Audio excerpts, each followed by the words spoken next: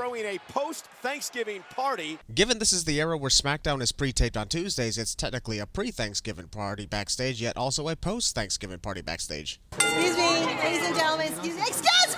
Sure, that's her catchphrase, but Vicky Guerrero could have at least waited for 5 seconds before yelling "excuse me" to get the attention of the wrestlers attending her party. The gobbledygooker just randomly hanging out in the background was actually enough to make me laugh. He's not even acknowledged, he's just randomly there, so that makes it funny.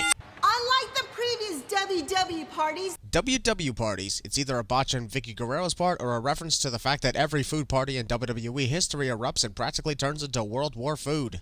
this will not break down into mayhem. I would have removed all the sins and started fresh if someone immediately pied Vicky in the face, causing her to begin the mayhem of the food fight. Also, the annoying camera shot of the audience watching this segment that we, the viewers, were just watching on our full screens. Why does WWE always do that? A food eating contest. Somewhere Matt Hardy breathes a sigh of relief knowing he's not a part of this food eating contest like at No Mercy in 2007.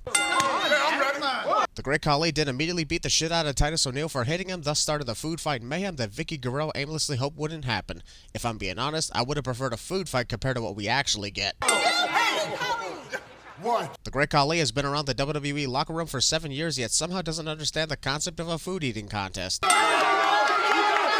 Shouldn't Great Khali be immediately disqualified from this food eating contest since he has Hornswoggle literally helping him by shoving food into his mouth? How did Titus O'Neil get lettuce on his head? Why are all the interesting things happening off screen? Against Antonio Cesaro. Vicky Guerrero doesn't want a food fight to occur, but wants the winner of this food eating contest to suffer the Cesaro swing and vomit all over the place. The fuck is wrong with you? A food fight would have been cooler, not to mention less disgusting. Antonio Cesaro knows that Titus O'Neil is full of food, so he intentionally forces Titus to jump all over the place and cause his stomach to get more irritated. His intention is to make Titus vomit, yet he stands around all disgusted when it actually happens. Judging by Antonio's intentions, he wants to ensure that Titus O'Neil will puke on the people.